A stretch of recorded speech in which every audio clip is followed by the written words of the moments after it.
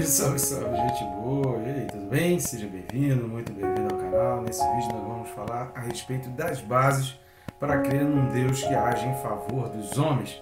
Vem comigo até o final, não sai daí!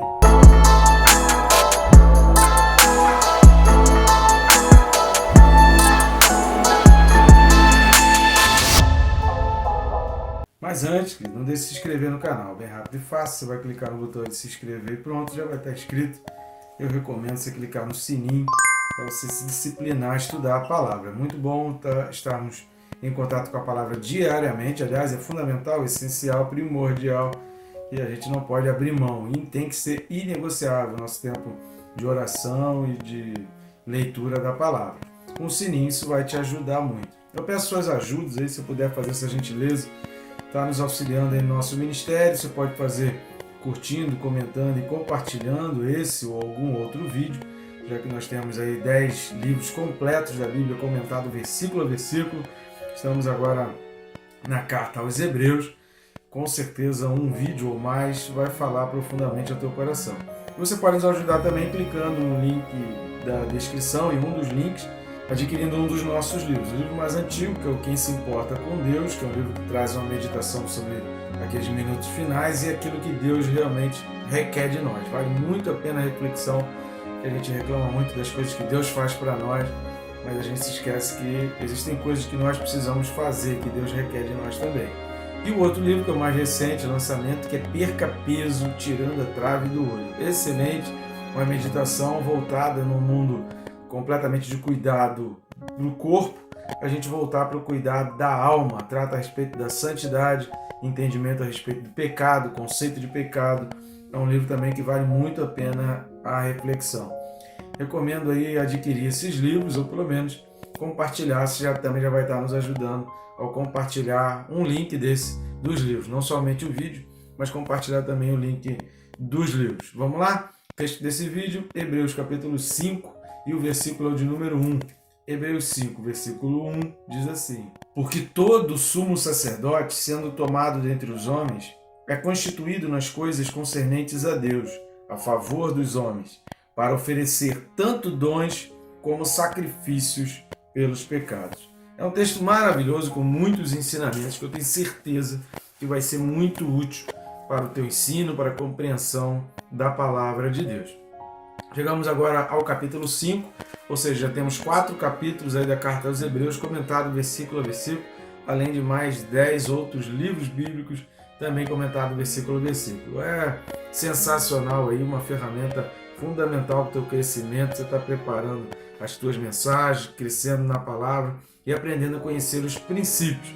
Então vamos aos princípios desse versículo 1 do capítulo 5 da carta aos Hebreus, começando pela expressão todo. Essa expressão todo, nós vamos ver alguns outros textos, está ligada ao que está dizendo aí no versículo 3, que é tema de um vídeo aí mais para frente, que a gente vai estar falando a respeito desse versículo 3, quando fala de deve. Repare que no versículo 3 vai falar: e por esta razão deve oferecer sacrifício. Esse deve ali é o deve no sentido de débito, no sentido de dívida. E isso vai indicar para nós exatamente um modelo ideal. Quando fala que todo sumo sacerdote, sendo tomado dentre os homens, é constituído, a gente vai ver aqui, tanto como que a gente já falou no capítulo 2, 17, e o que a gente vai falar no capítulo 8, versículo 3, é que Deus está trazendo aqui, o autor está trazendo essa questão, que esse é o modelo ideal, isso é o que estava no coração de Deus, na ideia de sumo sacerdote, esse é o parâmetro ideal. A gente vai falar sobre isso aqui, que a gente precisa destituir um pouco o conceito original de Deus, a criação de Deus, o que passava a ideia de Deus quando criou determinada coisa. A gente precisa dissociar um pouco, separar um pouco dos erros de pessoas incumbidos daquela tarefa, ou que tomaram para si aquilo dali. Enfim, a gente precisa aprender a distinguir o que é erros de pessoas e o que é o projeto original de Deus. O projeto original de Deus é perfeito, a vontade de Deus é perfeita e a ideia de Deus ela é perfeita. O autor vem trazendo aqui com esse todo exatamente relacionado à ideia original de Deus. Todo sumo sacerdote, originalmente foi assim criado por Deus, deveria estar sempre pronto, e aí é o que a gente vai falar, sempre pronto a se compadecer, sempre pronto a agir em favor dos outros, sempre pronto a seguir aos outros. A gente vai falar nesse e no próximo vídeo também um pouco mais a respeito disso. Vamos dar uma lida aí em Hebreus 2, versículo 17. Por isso mesmo, convinha que, preste atenção, em todas as coisas se tornasse semelhante aos homens, para ser misericordioso e fiel sumo sacerdote nas coisas referentes a Deus e para fazer propiciação pelos pecados. Nós já temos um vídeo aí correspondente a esse capítulo 2 de Hebreus, aí, versículo 17, mas é importante a gente entender, quando fala a respeito de Jesus, convinha que ele viesse dessa maneira, porque havia homens que estavam agindo de uma maneira completamente diferente. Hebreus 8, versículo 3. Pois todo sumo sacerdote é constituído, repare nessa expressão, é constituído, para oferecer tanto dons como sacrifícios. Por isso era necessário que também esse sumo sacerdote tivesse o que oferecer. Por isso que é muito perigoso você tentar tirar conclusões ou você fechar uma questão baseado no único versículo. A gente precisa estar olhando o contexto, a gente precisa estar entendendo, porque aquela frase, aquela palavra, dentro do que está sendo dito, ela pode tomar um rumo. Nem sempre ela vai adquirir significado diferente, mas ela pode tomar um rumo diferente, ela pode tomar um corpo diferente. E ela pode sim adquirir um significado maior, mais amplo, ou um significado mais restrito, mais ligado diretamente. Nunca cometa esse erro de tentar entender ou fechar um princípio bíblico baseado no único versículo. Porque se você pega esse versículo aqui isolado e lê todo o sumo sacerdote, você vai achar que todos os sumos sacerdotes, até os do tempo de Jesus, Anás, Caifás e os sumos sacerdotes que haviam ali no Antigo Testamento e que foram questionados por Deus, você vai falar assim, mas Deus está se contradizendo aqui porque ele mesmo disse que os sacerdotes não estavam cumprindo. Lá em Malaquias fala que eles não estavam agindo corretamente, estavam inclusive roubando de Deus, enfim. A gente vai achar que Deus está em contradição, mas não é. A gente precisa entender esse contexto. Esse todo aqui está relacionado à ideia original, ao plano original, ao que se passava em Deus ao criar essa figura do sumo sacerdote. E é o que exatamente que a gente vai falar no ponto 2. Sumo sacerdote. Segunda coisa que a gente vai ver, essa expressão sumo sacerdote, ela aparece pelo menos aqui 16 vezes na carta aos Hebreus. O que isso significa? Significa a preocupação que o autor aos Hebreus tinha aqui com os seus leitores, que eram profundamente conhecedores das leis judaicas, das leis cerimoniais, das funções sacerdotais, que ele tinha para que pudesse entender o papel de Jesus Cristo, a função de Jesus Cristo, para que Jesus Cristo veio e todo o projeto de Jesus Cristo. E até entender que tudo era figura do próprio Jesus Cristo. É muito importante que a gente entenda esse tipo de coisa para que a gente comece a captar a preocupação que o autor tinha, por que ele tinha tanta essa preocupação em repetir várias vezes, em vários momentos da carta, em vários contextos da carta, ele voltar a essa expressão sumo sacerdote. Aparece pelo menos 16 vezes nessa carta aos Hebreus. Terceira coisa que a gente vai falar, tomado dentre os homens. É muito linda essa expressão trazida aqui, porque se a gente está falando que a ideia original, a ideia do plano de Deus é que todo sumo sacerdote tivesse sido tomado dentre os homens e constituído nas coisas concernentes a Deus a favor dos homens, isso significa que todo sumo sacerdote, a ideia original de Deus é que ele já fosse um tipo de Cristo, que ele simbolizasse Cristo, que ele simbolizasse a obra de Jesus Cristo, que através daquilo que o sumo sacerdote estivesse fazendo, nós conseguíssemos enxergar a Cristo. É por isso, talvez, a grande tristeza de Deus ao perceber que os sumos sacerdotes estavam, na realidade, afastando as pessoas e sendo pedras de tropeço. Por isso Jesus vai falar várias vezes, chama até de víboras, raça de víboras, alguns sacerdotes e até o sumo sacerdote ali, João Batista, foi um que batia muito de frente, com sacerdotes ali da sua época. Por quê? Porque Jesus Cristo, ele era figurado por essa função do sumo sacerdote e também do cordeiro, porque Jesus Cristo conseguiu cumprir essas duas funções na sua morte de cruz e na sua ressurreição. Por quê? Qual a figura do cordeiro? A figura do cordeiro é ser o sacrifício. Ao matar o cordeiro, qual era o sacrifício apresentado a Deus? O cordeiro. Então, o cordeiro era o sacrifício para tirar o pecado de alguém. E a figura do sumo sacerdote? Era aquele que apresentava o cordeiro diante de Deus, para que Deus, então, pudesse derramar o seu favor e perdoar os pecados. Jesus, ele foi, ao mesmo tempo, o cordeiro e o sacerdote. Por quê? Vamos dar uma lida no que diz aí, por exemplo, o versículo 5. Repare no que diz aí o versículo 5. Assim também, de Hebreus 5, tá? Diz assim, olha, assim também Cristo a si mesmo não se glorificou para se tornar sumo sacerdote, mas o glorificou aquele que lhe disse, tu és meu filho. Ou seja, Jesus se tornou sumo sacerdote. Um outro texto interessante é Filipenses 2, do 7 ao 9. Olha o que diz Paulo aqui, ele fala assim, olha, antes a si mesmo se esvaziou, assumindo a forma de servo, tornando-se em semelhança de homens e reconhecido em figura humana. A si mesmo se humilhou, tornando-se obediente até a morte e morte de cruz, pelo que também Deus o exaltou sobremaneira e lhe deu o nome que está acima de todo nome.